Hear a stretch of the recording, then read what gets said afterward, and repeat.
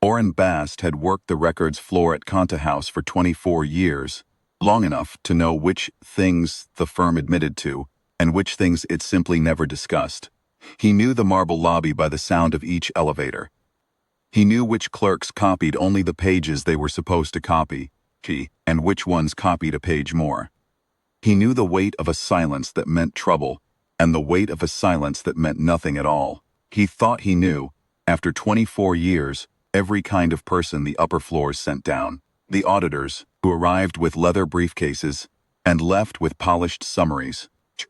The young managers on rotation who treated the records floor like a waiting room. The consultants who spoke in acronyms and never once pulled an original file.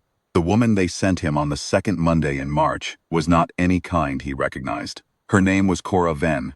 The assignment slip said temporary, 6 weeks, single audit, older receivables files. She arrived at 8:20, before the rest of the floor, carrying her own pencils in a plain tin. She thanked him when he showed her the corner desk, the one farthest from the window that no one with any standing ever wanted. She did not ask where the coffee was. She sat down, opened the first box of files, and began. Orrin watched her for a moment before going back to his own work.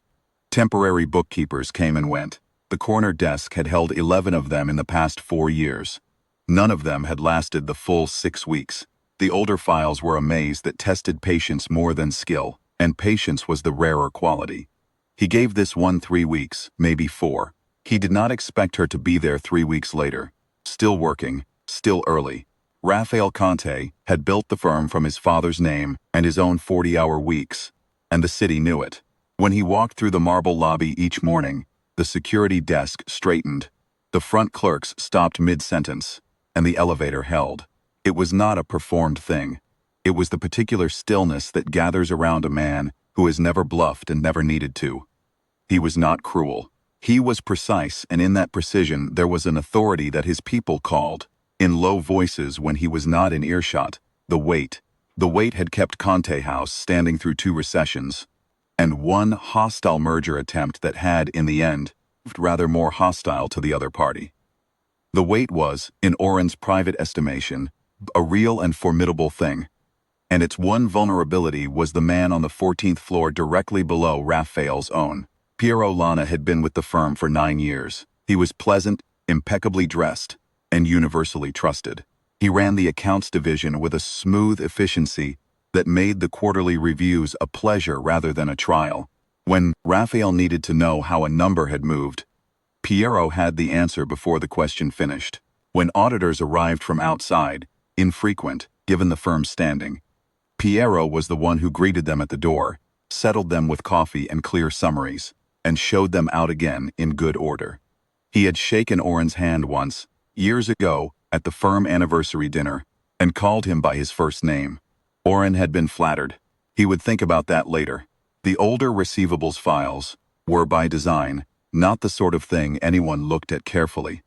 They represented accounts that had been closed, reviewed, and signed off, clean by the time they reached the records floor, or so the paperwork said. The purpose of the audit was confirmatory, a formality, a box checked, a temporary bookkeeper sent down to verify that the numbers already agreed with the numbers. Orrin understood this. Everyone on the floor understood this. The corner desk understood this. Cora Venn apparently did not. He noticed at the end of her second week that she had begun setting aside certain files rather than returning them to the boxes. Not many, 6 by his count, all from the same general period. She did not ask him about them. She pulled the original instruments they referenced, cross-checked the dates, and made notes in a small lined ledger she had brought from home. Her handwriting was steady and very small. Orrin did not ask what she had found. It was not his floor to ask. He was record supervisor. He kept things where they belonged and retrieved them when needed. If the temporary bookkeeper wanted to read old files carefully, that was her assignment and her business. But he watched, because 24 years had given him the habit, and what he saw in her face as she worked was not confusion and not frustration. It was the particular stillness of a person who has understood something and is deciding what to do with it. She worked an extra hour every evening that week. She never mentioned it to anyone. On the first Friday of her 4th week, Cora Venn arrived at 7 in the morning. She was carrying the ledger, the 6 original files, and a flat document folder she had not had before. She sat at the corner desk, opened everything, and read through it once more from the beginning. Slowly, as though she were making absolutely certain of something she already knew. Oren arrived at 8. He saw her, saw the arrangement on the desk. Something in his chest went carefully still. At 9:30, she closed the ledger and the folder. She did not stand up for a long moment. Then she smoothed the front of her jacket, picked up both items, and walked to the elevator. She pressed the button for the top floor. The elevator closed. Oren stood at his desk for a moment, then sat down. He found he could not read his own papers. He sat and he waited, the way a person waits when something is in motion that cannot be recalled. The top floor of Conte House was not a place where temporary bookkeepers arrived uninvited. The director's assistant, a composed woman named Essie, who had managed that floor for 11 years, saw Cora step out of the elevator with a flat folder and a plain ledger. She stood. Raphael Conte was in his office. He was on a call. Essie said, with professional courtesy, that she would need to know the nature of the visit and whether an appointment had been arranged. Cora said, quietly, that she was the temporary bookkeeper from the records floor, and that she had found something in the older files that the director would want to see. Before the end of business today, Essie said she would pass the message. Cora said she would wait. She sat in the chair nearest the window and set the ledger on her knee and did not look at her hands. Essie passed the message. Raphael ended his call. He came to the door of his office and looked at the woman sitting in the chair by the window.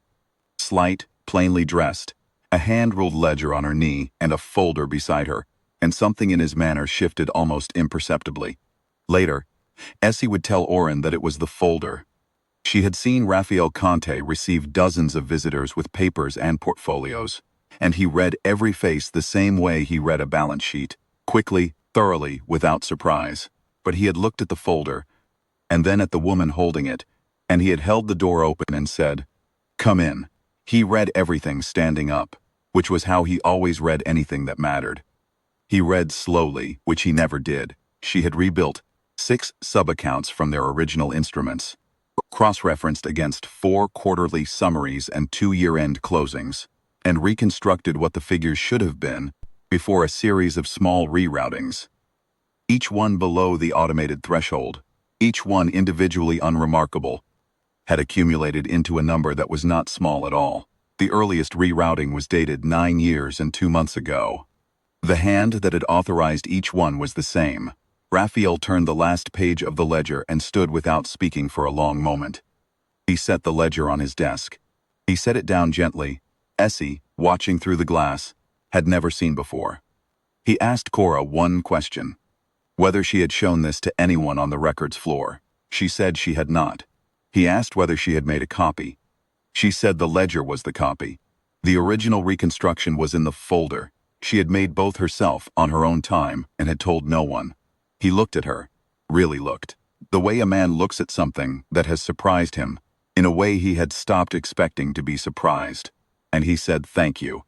Said it the way a person says it when they mean the exact weight of the word.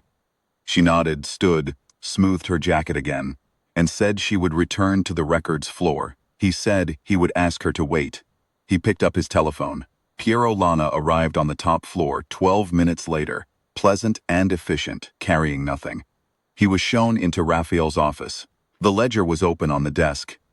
Oren heard about what happened next from Essie, 3 days later, over the firm's lobby coffee. She said Piero had looked at the ledger for 4 seconds, and then gone very white, the way a person goes white when the ground shifts and there is nothing to hold. She said Raphael had not raised his voice. He had sat down behind his desk and spoken for 6 minutes, and the 6 minutes had been very quiet, and that quiet had been the worst thing she had ever heard in 11 years on that floor. The firm's own counsel was brought in that afternoon. The matter was handled entirely within proper channels, methodically, without public event. Piero Lana did not return to the 14th floor. The firm's accounts division went on under new oversight. The 6 sub-accounts were corrected. The numbers agreed again. Oren learned this piece by piece as the floor learned things, by the angle of doors left ajar, by the changed routing of certain memos, by the sudden absence of a name from the weekly briefing list. He put it together the way he put together most things, slowly, accurately, without drama. What he could not put together entirely was the next morning. He arrived at 8:10. Cora was already at her corner desk. She was working the same as always, early, quiet, her own pencils, the smallest handwriting he had seen on that floor in 24 years. At 20 minutes to 9, the elevator opened.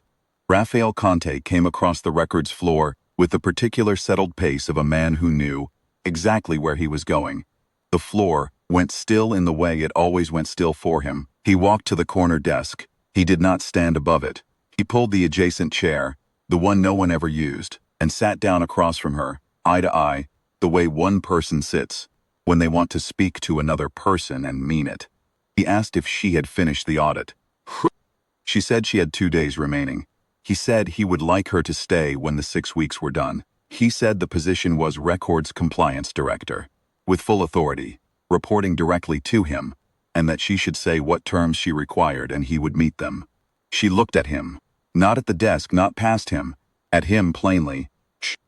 The way she had looked at the numbers, when she was decisive whether she had understood something correctly. She said she had one condition.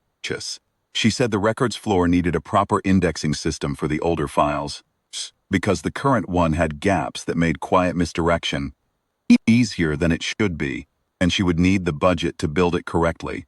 He said she would have it. She said then yes. He stood, and for a moment he simply looked at her. At the corner desk, the plain tin of pencils, the small, neat ledger, and something crossed his face that was not the weight and was not the authority, and was not anything Oren had a name for, though he recognized it all the same. He said good. He said he would have the contract drawn today. Then, he walked back across the floor and into the elevator, and the doors closed and the floor breathed again. Oren sat at his desk for a long time after. He thought about the 9 years he had spent in the same building as Piero Lana, shaking his hand at a dinner, being called by his first name. He thought about a woman who had arrived with her own pencils and asked where nothing was and found, in 3 weeks, what 9 years of trust had hidden. He thought, the one thing a man like Rafael Conte could not protect himself against was the thing he did not know to look for, and the one person who had simply looked, without being asked, without being thanked in advance, without any calculation at all, was the woman they had given the corner desk. He thought he would remember this for a long time. He was right. He revised his estimate of people that day, quietly and without telling anyone. He had thought, for 24 years, that what kept a place like Conte House standing was the weight at the top, the precision, the authority, the man who never bluffed, was part of it.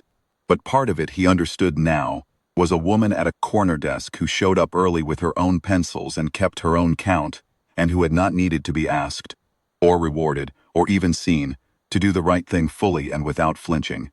The corner desk had a new occupant the following week. The Records Compliance Director's office was on the 2nd floor, with a window, and a budget line, and her name on the door in plain black letters. Oren passed it every morning. He always nodded. She always nodded back.